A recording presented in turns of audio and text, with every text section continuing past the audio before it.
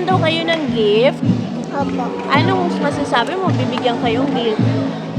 Okay, nag-smile siya. Happy ka naman. Ano sasabihin mo sa magbibigay sa inyo? Thank you po. Thank you po. Thank you po. Thank you po. Happy po ako. Ito ang ipinarating na masayang pasasalamat ng mga batang benepisyaryo sa isang gift-giving program.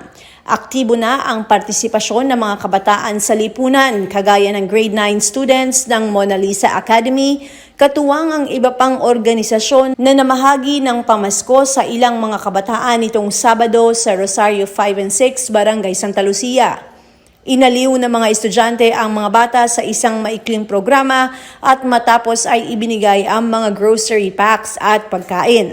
Ayon sa kanilang advisor na si Zaldi Gaite, natuwa ang kanyang mga mag-aaral nang malamang magkakaroon sila ng aktibidad na makakatulong sa komunidad. Ito hong gift giving natin, ito ho ay isang proyekto ng grade 9 student ng Mona Lisa Academy.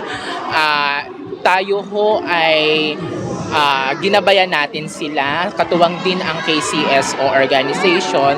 Nagtulong-tulong po kami para ho maisakatuparan yung pagbibigay ng konting food packs sa lahat ng mga bata dito sa Barangay Santa Lucia. Ito ho ay limited lang sa lahat ng mga bata. Pinili natin yung mga tunay na nangangailangan, especially yung mga beneficiary dito ay mostly sa Tawi-Tawi, meron ding Morales Compound at meron ding Bautista Compound. Hindi naman po natin lahat, pagpasensyahan nyo po na hindi ko po mabibigyan lahat. Sa sobrang dami din po ng mga humihingi sa atin, limited lang din po yung ating pinag-prepared sa lahat ng mga bata. Ito ho ay lagi naman ho natin itong ginagawa, yung pagtulong. Saksi po ang iNews Pasig sa pagko-cover sa ating mga event. Hindi lang naman po ngayong Christmas, kundi may mga programa din po at mga proyekto sa part din po ng KCSO na ibinababa din natin na alam nating mas makakatulong sa ating mga kabarangay. Sa proyekto nilang ito, inilabas natin sila from school hanggang lumabas sila sa community. Ang saya-saya nila. Nung sinabi ko na magkakaroon tayo ng isang Christmas gift giving sa mga bata. Matapos yung pandemic, ginawa nila itong inspiration kasi meron kaming proyekto sa loob ng classroom, which is ang aming topic is gawaing pansibiko. It's more on community helping.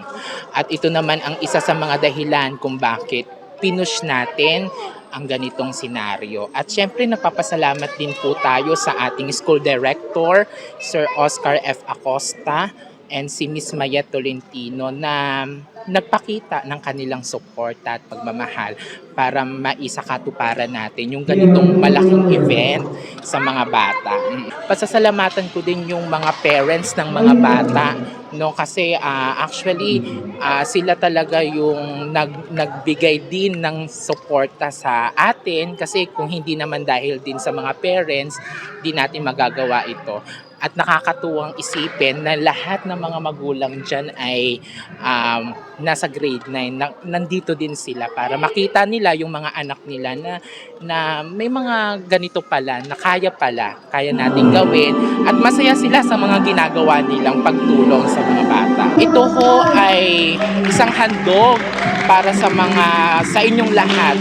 Pagpasensyahan nyo na po yung ibibigay po namin konting food packs. May mga dilata po, may mga noodles, at may konting bigas din po na ipamimigay po sa inyo. Ito ho ay pagbibigay din po ng konting ligaya at saya sa inyo ngayong Kapaskuhan. Pasalamat din po ako unang-una sa lahat ng mga nasa likod ng ating program, sa part din po ng ating KCSO organization. Pasasalamat din po ako sa mga officers. Sila yung naging katuwang ko para humanap ng mga bata na mabibigyan natin. And of course, si Ma'am Samudjo, isa din po siya sa mga sinabihan natin na maghanap ng mga bata. Maraming salamat din po. And of course, ang ating naman pong bagong barangay kapitan, Cap Alvin Ilagan. Maraming salamat po. And of course, si Consi Maru Martires na nagbigay din po ng food at pagkain sa mga bata. Maraming salamat po. Ang aking boss, JRS Tangko, na nagpakita rin po ng suporta. Maraming salamat po sa inyo lahat. Kung hindi po dahil sa inyo, hindi rin po namin magagawa yung mga ganitong event. Asahan din po ninyo na tuloy-tuloy po ito. Hindi po matatapos yung mga programa natin na alam natin makakatulong. At sa mga susunod din pong araw, abangan nyo po, meron po kaming event ngayong December 20, Christmas party po namin. Punta din po kayo. At ito pong pagtapos ng year na ito, may mga nilalatag din po na kaming mga proyekto. Abangan nyo lang din po sa aming page yung aming mga project. Maraming salamat po, Miss Luan, and congratulations din po, Ma'am Luan, sa parangal na inyo pong natanggap. Ako si Luan Peñano para sa latest ng iNews Pasig.